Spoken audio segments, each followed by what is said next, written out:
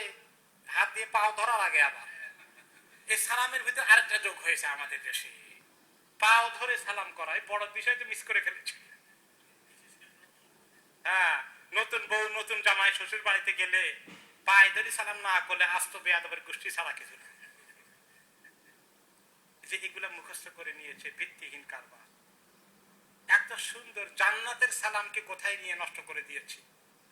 আল্লাহর কাছে দায়ী হয়ে যাবে আমরা। পায়ের সঙ্গে সালামের কোনো সম্পর্ক না। তার মধ্যে কিছু কিছু লোক আবার আরেকটু উত্তম তরিকায় সালামকে পায়ে ধরেন, বলে মা বাবাকে আর উস্তাদ আর শ্বশুর শাশুড়িকে পায়ে ধরে দেওয়া যায়, বাকিদেরকে না দেওয়াই ভালো। এই কথা কোন কিতাবে লেখা আছে?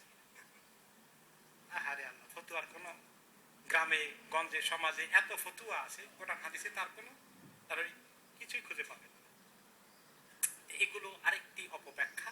সালাম হবে পিওর মুখে, হাত মিলিয়ে মুসাফাহা করা, এটা নাম মুসাফাহা, এটা ভালো জিনিস। সালামের পরে মুসাফাহা করাটা উত্তম জিনিস।